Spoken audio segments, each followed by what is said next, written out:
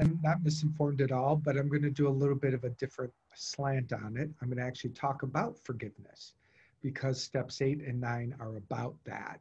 And it's a very misunderstood practice. So I'm excited to bring some ideas to it, mostly today, focused on self forgiveness and how we can practice that so that as we move into making amends with other people, we have a stronger foundation established within ourselves. So more to come on that. But thank you for the intro. Hi, everybody. Really glad to be here. And I would like to begin, as we always do, with taking some time to just meditate, to just be still. It's one of the key cornerstones of recovery. It's one that some people love and many people avoid or don't like at all. So wherever you find yourself on the spectrum, completely cool. Don't make yourself wrong about this at all. Really, what we're going to do is for about 5 minutes, we're going to just breathe. That's all I want you to focus on.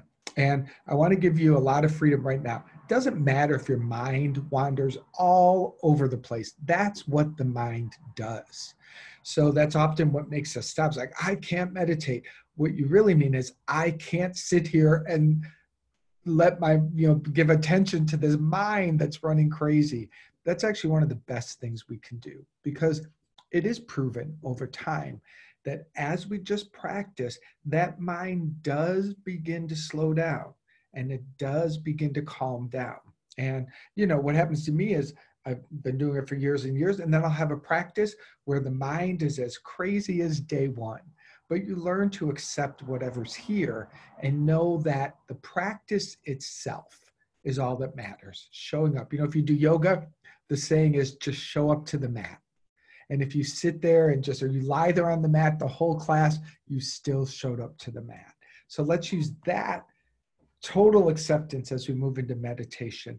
If you're in a place where you can join me in doing so, that'll be wonderful. Or if you're not, just focus on deep breath and maybe slowly just look around and get yourself more relaxed. As I begin meditation, I invite you to join me. I like to turn my hands upward in my lap, and that simply represents an openness, a willingness to receive.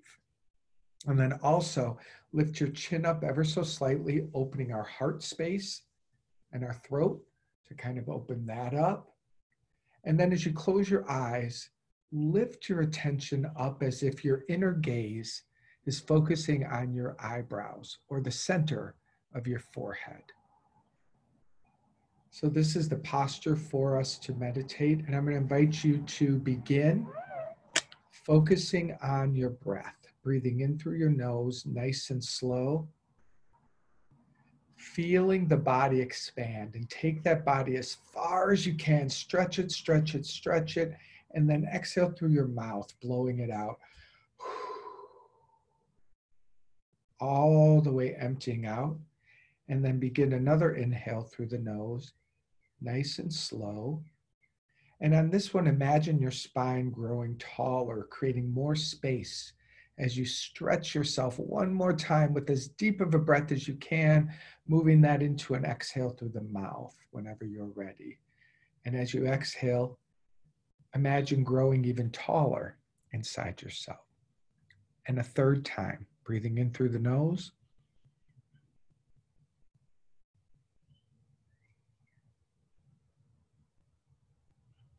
And exhale.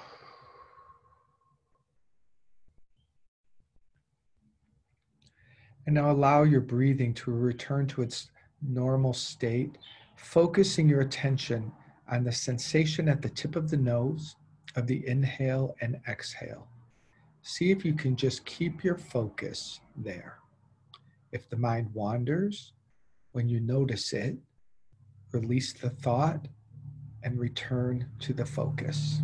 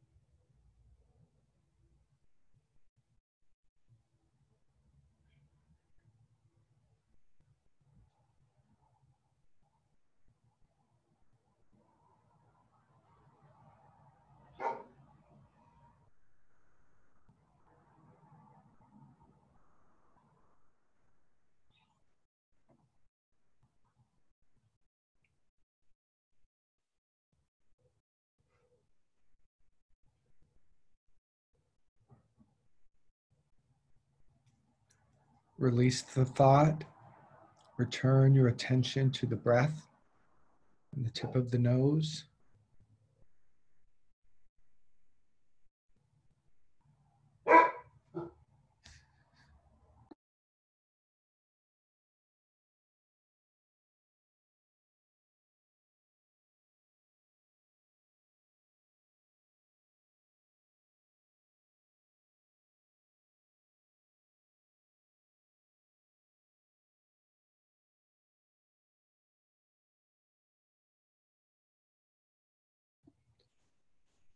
I invite you to imagine your attention floating down into your heart,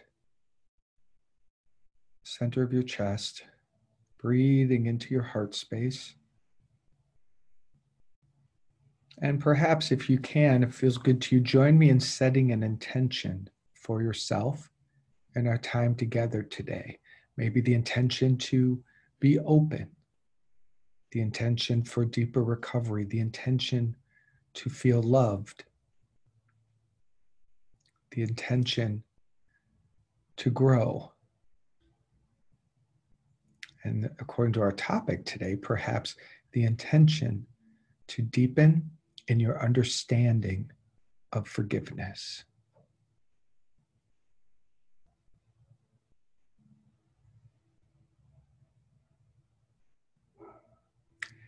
And know whatever intention that you set for yourself, that the intention takes care of itself. It will find its way of fulfillment. So we just say yes to it and let it go. I'm going to end our meditation with our 7th step prayer, which we focused on last week. So just breathe these words in.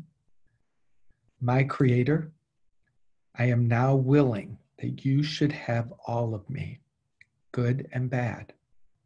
I pray that you now remove from me every single defective character which stands in the way of my usefulness to you and my fellows.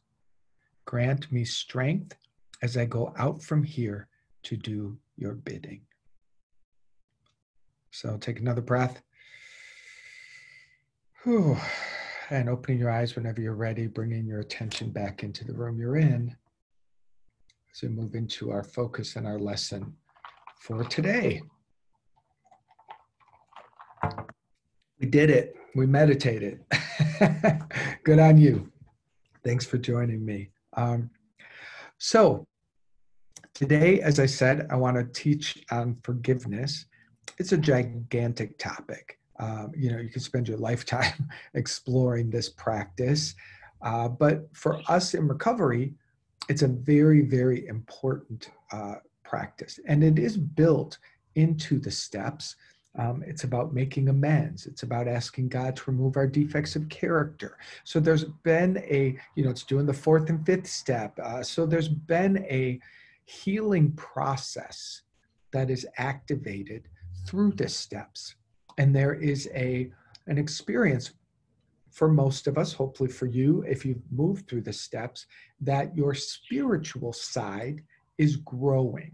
And whatever parts of it may be stuck in dogma or religious beliefs or fear, that stuff is beginning to be healed, and you're having a personal experience. Because remember, the program just says a God of your understanding.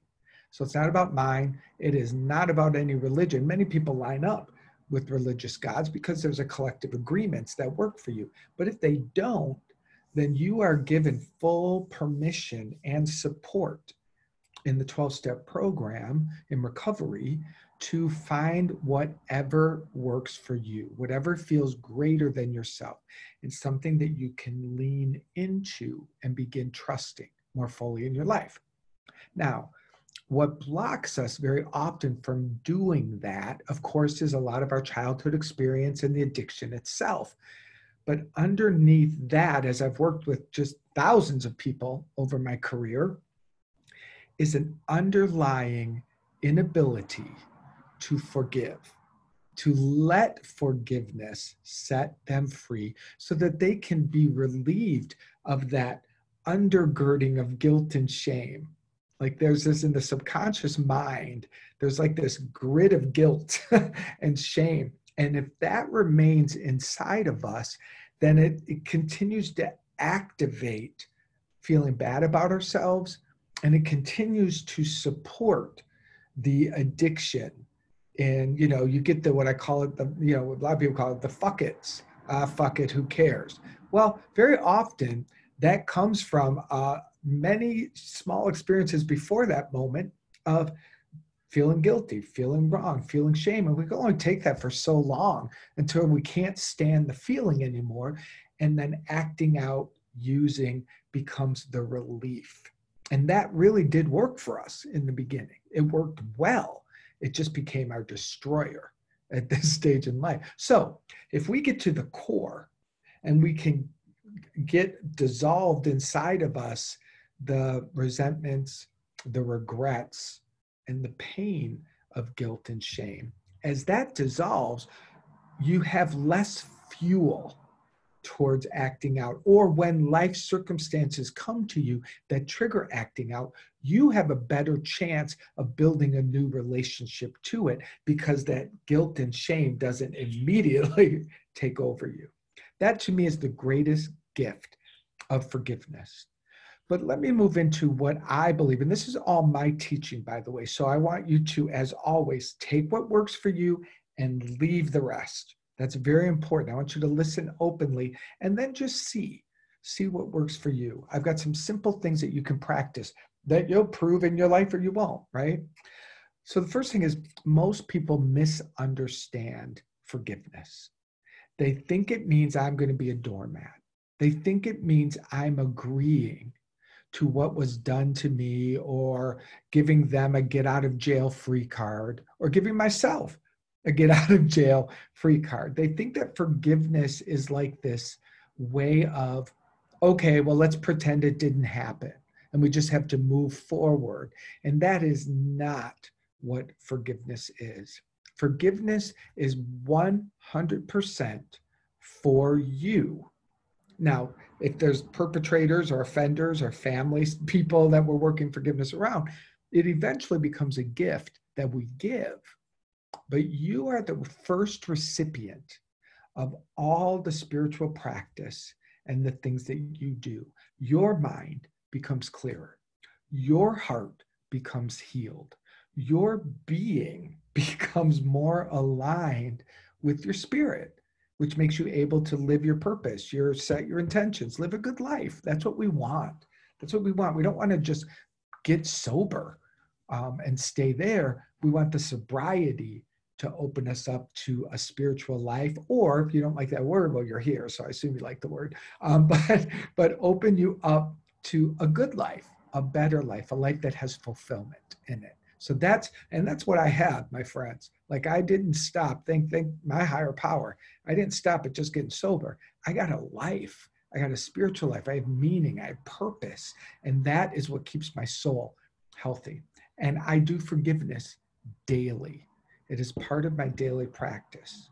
So forgiveness is not about, making you wrong. It's not about having to suck it up and just, all of that stuff. Forgiveness, in my definition, is something that transforms your mind. It's a shift inside of you that helps you to return to the innocence of who you are prior to what happened or whatever you're forgiving. Like when you came in as a baby, you were a beautiful, innocent, beautiful expression of spirit. And like all of us, we started absorbing the insanity in our family and the fears of the world and the addiction cycles. And, we didn't get here by mistake.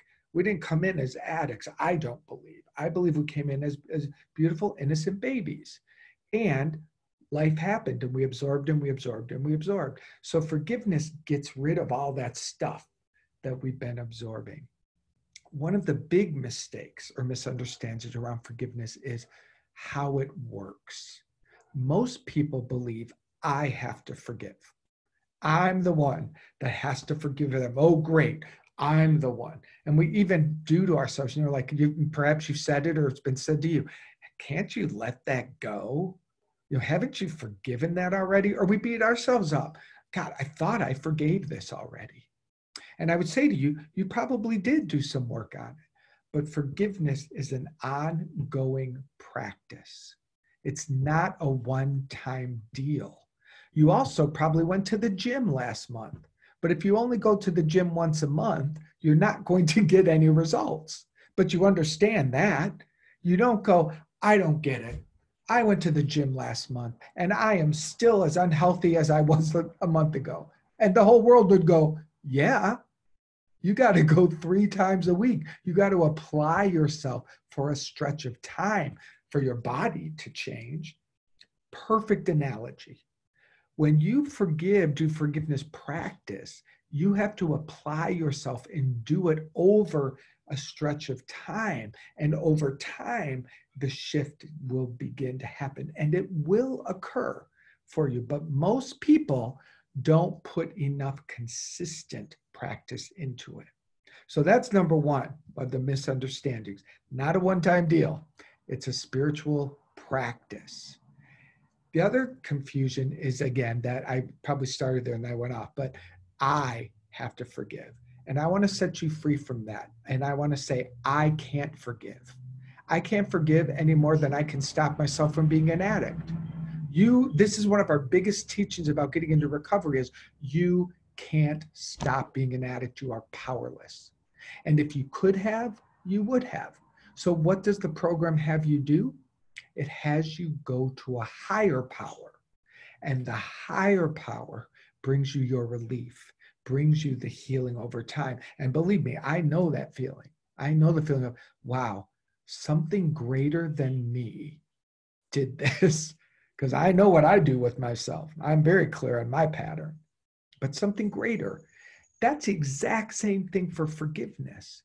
I don't make forgiveness happen. I don't know how it happens. I don't know what happens behind the scenes, if you will. But I do know my part, which is to ask. I ask that forgiveness be done. And the asking is the opening. The asking, I'm going to get a little biblical on you just for a moment, but it's a very mild one. You know, it says in scripture, ask and it is given.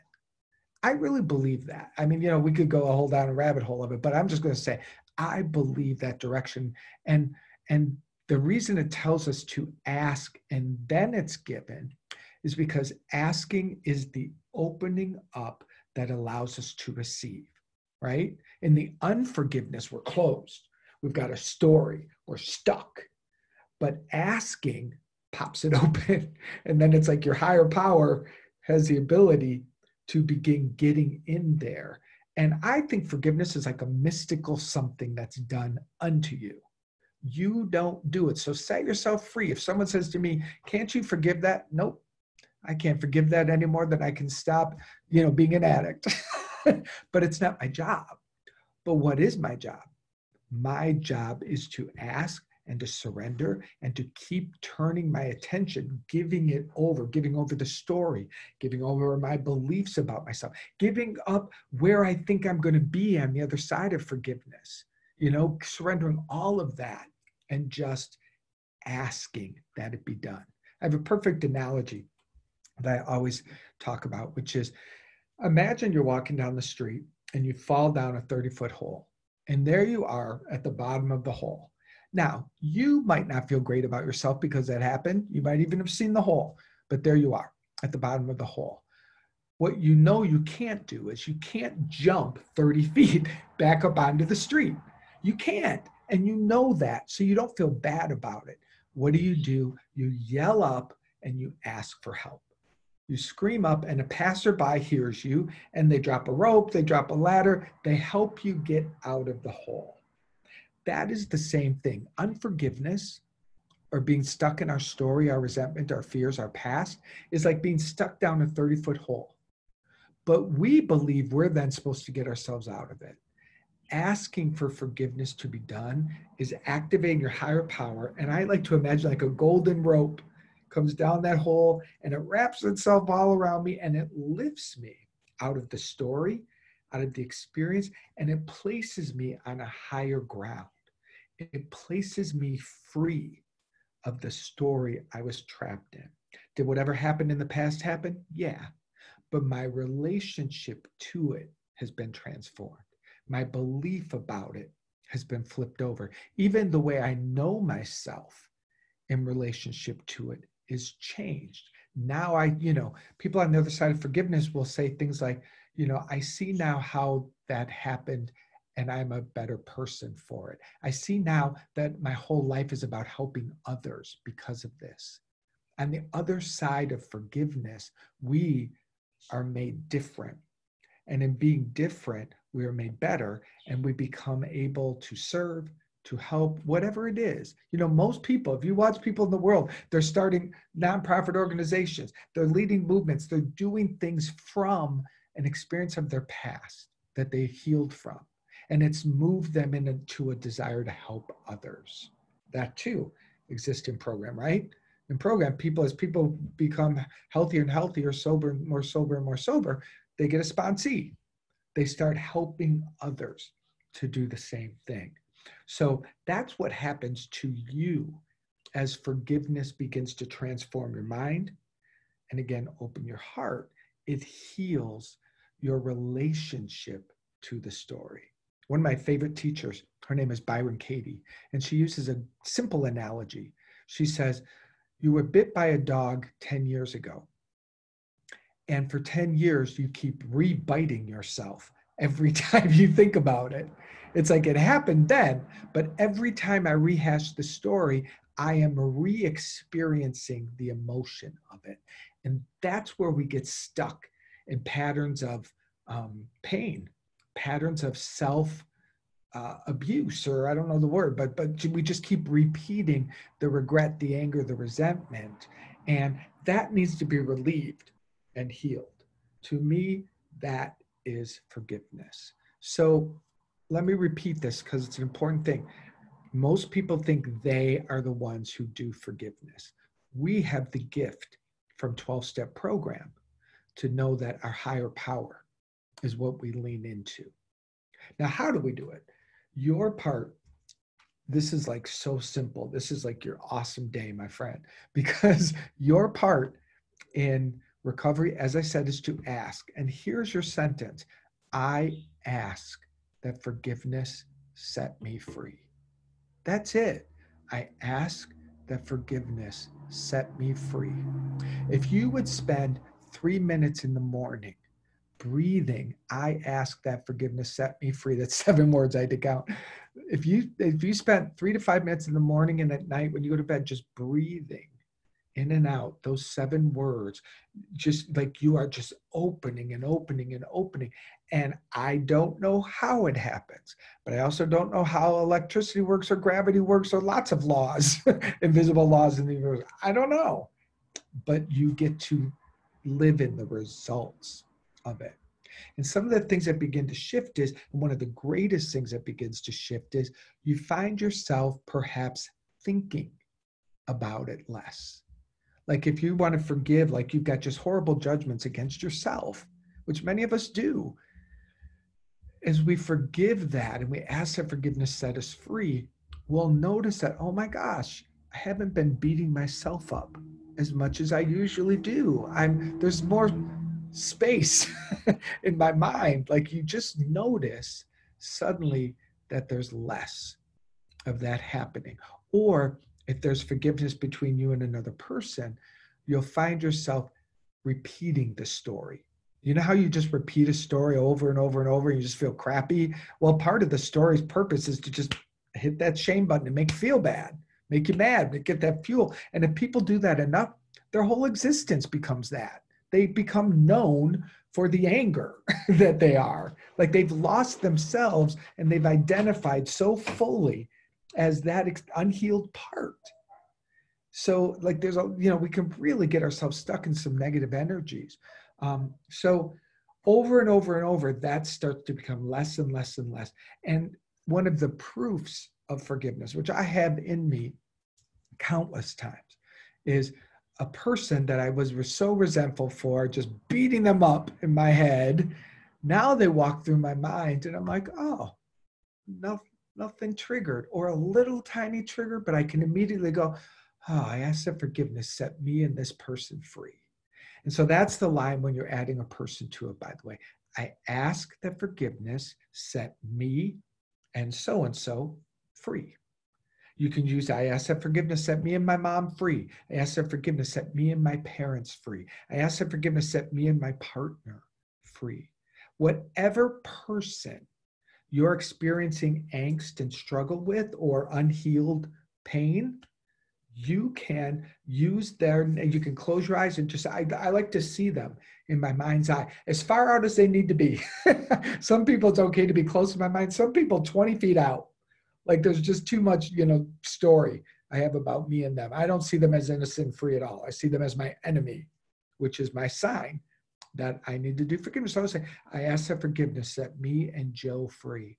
I ask that forgiveness set me and Joe free. And every time you do that, you're activating a higher intention for yourself and for the other person. Now, it does take a little bit of willingness, because obviously you might have a part in your mind that says, well, I don't want Joe to be free. Like, I'm so mad at them, I hope they burn and die in hell. Like, we can really get ourselves stuck in some real dark places.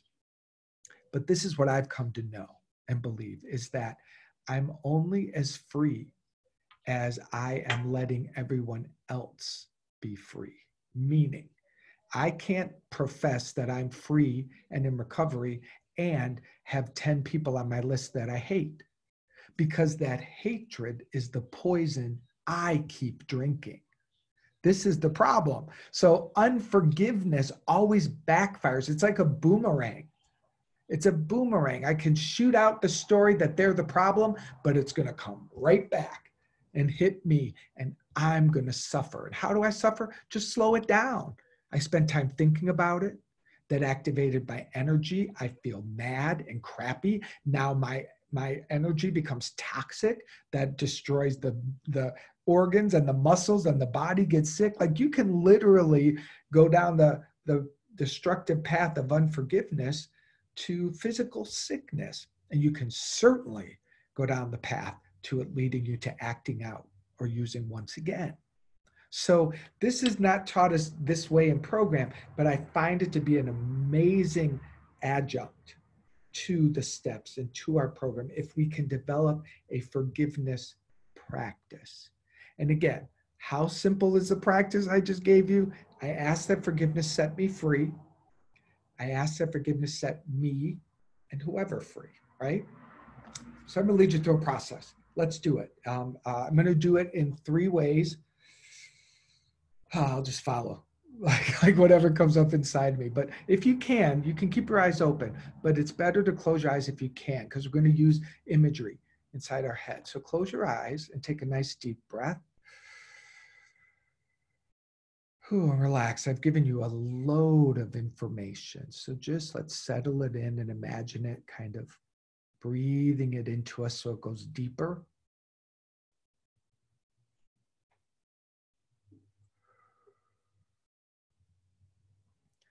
And now in your mind's eye, I want you to bring to mind your parents. Even if you've never known them, you can just have an image of a being. Even if they're not together, if they're not alive, it doesn't matter.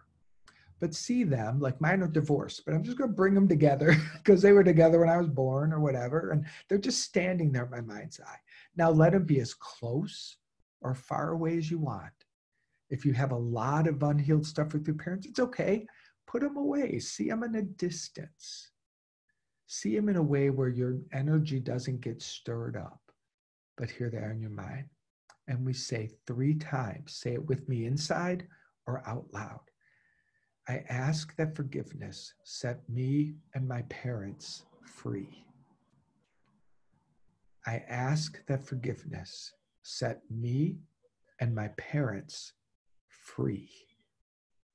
I ask that forgiveness set me and my parents free. Deep breath. And as you exhale, imagine beam of light going out of your heart directly to your parents, and it builds a connection, and they just kind of disappear up into the sky, and explode into fireworks, beautiful colors up in the sky. It's just imagery. And so forgiveness has taken them. Now, I'm going to invite you to imagine seeing someone that you've got some more resentment inside of yourself. Maybe a friend, a partner, maybe you're a co-addict, and so there's the addict in your life. Bring someone to mind that you know, oh, I got stuff around this person. That's clear. A boss, a friend, a broken relationship. Let the image of them come to mind. And again, the same way as they do, see them as close or far in your mind as you can. Doesn't matter, whatever's comfortable for you. And again, we speak this 3 times. I ask that forgiveness set me, and fill in the blank their name, free. I ask that forgiveness set me and free. I ask that forgiveness set me and free. Take a deep breath. And as you exhale, imagine beautiful light just flowing out of your heart straight to them.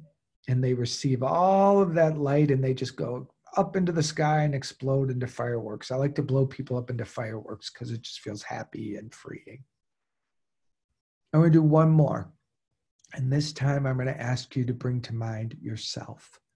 Allow an image of yourself, whatever that is, whatever that looks like, to come to mind. And again, as close or as far away as you want. Just see yourself for a moment. Take a moment and look at yourself. And say 3 times, I ask that forgiveness set me and you free. I ask that forgiveness set me and you free. I ask that forgiveness set me and you free. Take a deep breath. Now this time, imagine light flowing out of your heart and wrapping around the image of you in your mind.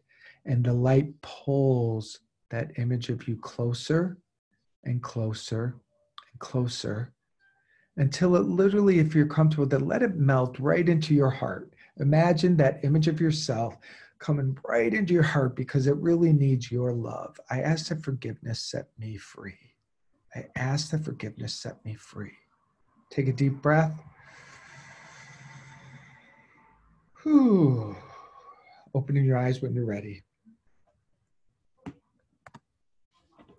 Nice. Good work. Good work. So that's the practice itself. And again, sometimes you have an experience of feeling like, wow, that felt really good, or you feel nothing. It doesn't matter now because what you've done is you've activated the shifting.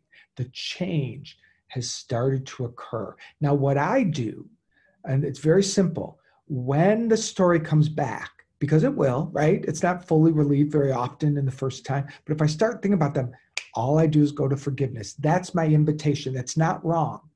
When the story comes back, I don't make it wrong and I don't make me wrong.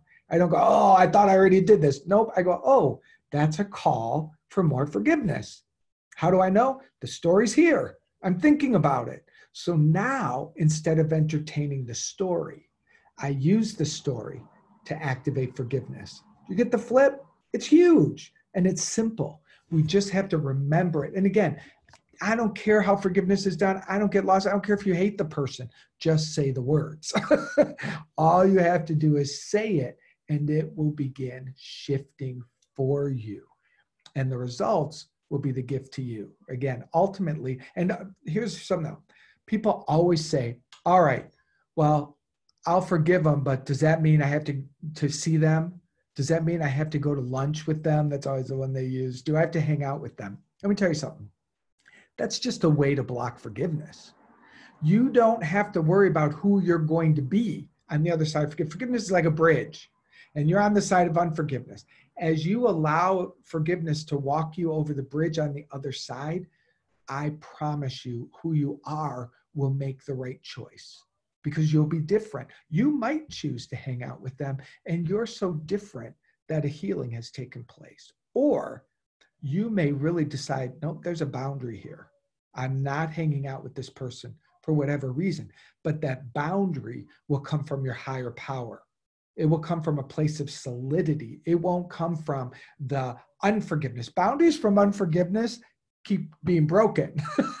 If you make a boundary from, someone's gonna come and kick it over, right? So when boundaries are made from forgiveness, they're powerful. They're like, and you can keep them in place in a much better way. So this is like a day-long workshop put into 30 minutes. But I just gave you some overviews. Please come back and listen to this, because like this is the kind of thing, I've taught this so many times that it can just flow right through me. But if you're hearing it for the first time, it's a lot, but I promise you, everything is inside of what I've said. If you listen to this a couple more times, you're going to have better understanding. And I'm always available to support you and help you. You can go to my webpage, markanthonylord.me/recovery. And if you go to that page and just check in with me there, then I'm happy to help you, answer your question, or support you in whatever way I can. So that brings this conversation, my part, to a close. Now it's your opportunity to ask a question, to share what's coming up for you inside of this topic. What did you learn? Where do you feel stuck? Where do you have a question? How about you, Scott? We'll start with you. Anything come up for you? Oh my God, yes. You have no idea. Yeah, I do. I teach it all the time. Yeah, I mean, I made 2019 my year of releasing resentments, and like old niggly resentments. I'm sure you've read C.S. Lewis, where he talks about, the big resentments we're pretty good at getting rid of. It's the little ones that get under our skin, and these people own a little piece of our soul forever. And if you don't want these people to own a piece of your soul, you have to let go. Yeah. So 2019 was my year of digging up all those little resentments and letting go of them. And, I had stuff from people I hadn't seen for 40 years, but I had resentments that I would take out and play with and imagine all sorts of bad things happening to these poor people that I hadn't seen in 40 years. Right. And it was like, my God, these people are taking up space in my head. They own a piece of my soul. And I have to let go of this. So I did, the AA version of letting go of resentments, which is praying for them every day for 30 days to have all the good things in life that you would want for yourself. And I didn't do the straight up forgiveness work. And I think I'm going to go back and do this process that you suggested with all of these people because I think it will help me let go of more. Like you said, you think you got rid of it, and then suddenly they're in your head again, and you're like, oh crap, more work to do. And when we did the exercise with the parents, I didn't have any problems bringing them in really close, and with my own self, I didn't have any problems bring myself in really close. But there's an individual, I won't say who, but a well-known individual who I have some serious resentments against right now. And that person was so far away from me, I could barely see, and I really just could not. It just wasn't working, to ask for forgiveness for myself and this individual right now. Yeah. Because you're right, it's a process. And, I remember in 2019, I developed a big resentment about having to pray for people that I had resentments against. And I had to work through that resentment. And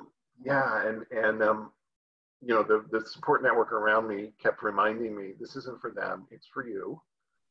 It's kind of like step 9. It's not for the people that I make my amends to, it's for me. I'm cleaning up my side of the street. What they do with it is their own business. And if they choose to, forgive me or whatever they need to do with me, that's their business. And this is kind of the same thing. I mean, forgiveness is really for me. It's cleaning up my side of the street. It's cleaning up my head and my soul, not anyone else's. And I've never looked at it that way. So I'm glad that Tammy was unavailable today and I got to sit in on this, because I really truly learned something about forgiveness. It's really about cleaning up, me, Yeah. and freeing myself. And I love looking at it that way. It makes me want to do it. And I also like that you said it's really not up to me; it's up to my higher power. Yeah. And that's because I want to be in control of everything. I am the person who knows how electricity works and how planes stay up. When I get it. I know the science. I want to know, and this is one that I really don't have to know how my higher power works. I want to, but I don't. Yeah. So. But if we keep leaning into our higher power, we live in the results.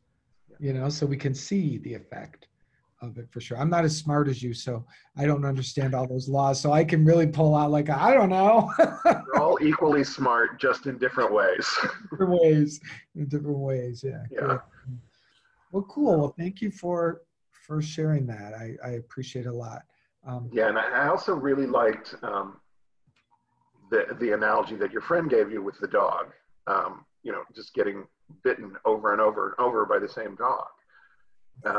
That's probably dead at this point 10 years later.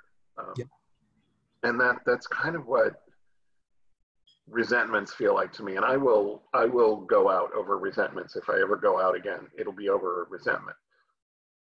And I don't want to do that. So I need to do this work. I need to stop biting myself. Yeah.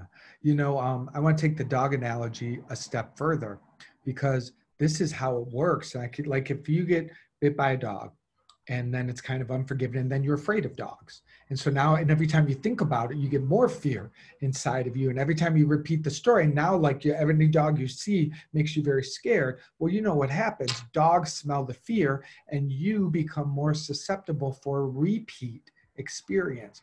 That happens in everywhere in life. If we don't heal something that happened in a relationship with someone 10 years ago, they did whatever to us, or they left us or whatever, and we're stuck in our wounds. We've heard this 1,000 times, and because it's true, we will attract the same kind of experience, different face, same experience. So that's another example of unforgiveness. And why we want to do it, because if you don't want to keep creating the same relationships or the same work experience or just the experience of building up new resentments with different people. I literally, being a boss, having people work for me, I have that experience of I'm beating that person up, and then I'll get over that one, and then the next person comes into the spot.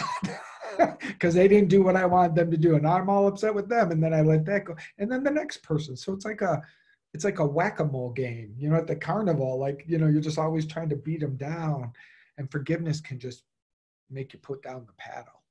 So yeah, it's totally a process. We got some stuff in the chat feature. Do you want to read those? Do you want me to read them? What do you want to do with those? Go ahead. You can read it out loud, and I'll read it with you so I can absorb it. Okay, so the first one here, my partner came up for me very far. I was feeling so resentful and anxious and fearful. Right now, he isn't talking to me. I had been picking fights because I felt like he was slipping away.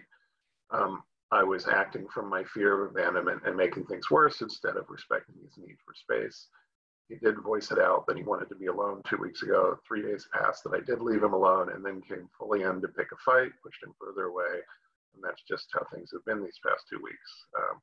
Right now, he's not talking to me at all, and I've understood to fully back off again in 2 weeks. This is just the third day of me backing off. I'm just practicing self-care and attending to my needs with friends, exercise, keeping busy. The pattern keeps repeating itself. I've understood it continues presenting itself so that I can own my fears and deal with it from a place of forgiveness and passion and acceptance. It's hard, but I love the fact that I can turn this over to my higher power. What a lovely thought. Nice. Nice. Thank you for being so honest and vulnerable. This is your pattern, which is fine. I have a very certain boy. I'm such a relationship addict, man. I can just lose myself in people. I'm not saying that's your words, it's my words.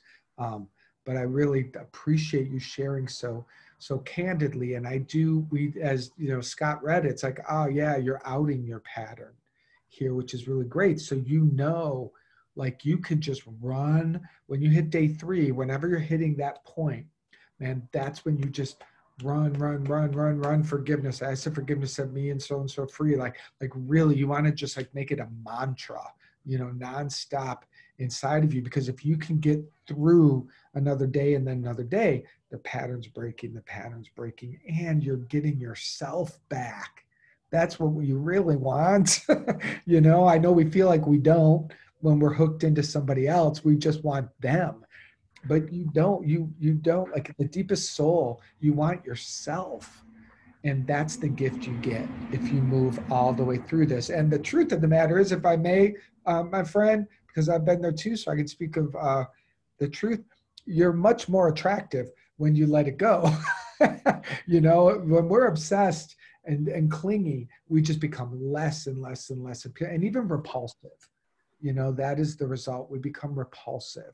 And I'm not judging that at all. I'm just bringing it to light. And, so that's what really wants to be healed inside of you. I want for you to have yourself back and to feel, inside of you. And that's the gift. And then whatever happens on the other side of that, that's your higher power's business. So just keep doing the work. Really, just keep doing it. Thank you for sharing that. Appreciate it. Yeah, Mark, you brought something up about my own active addiction, my own active sex addiction. Is I looked for people who were desperate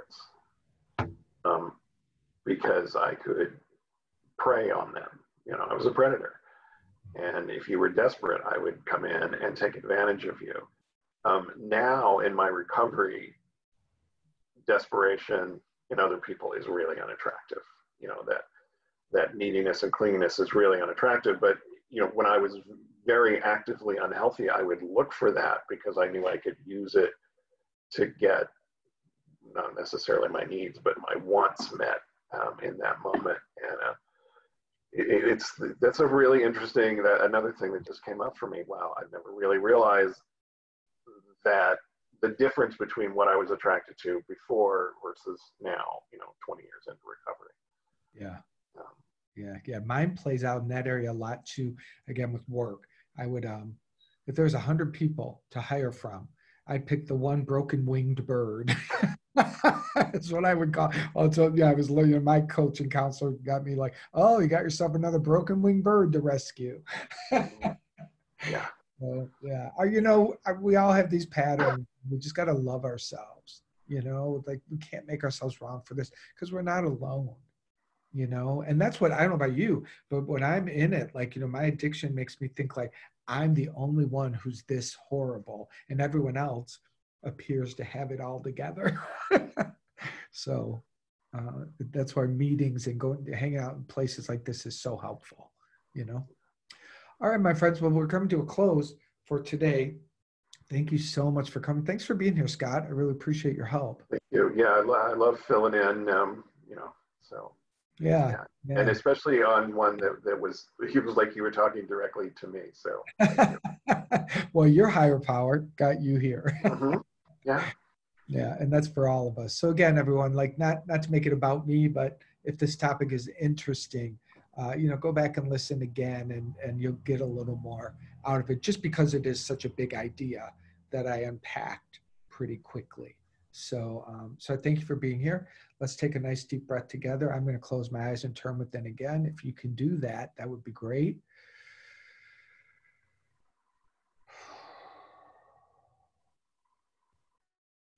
And I'll speak the serenity prayer, but I'm going to insert meaning into it. So just receive this.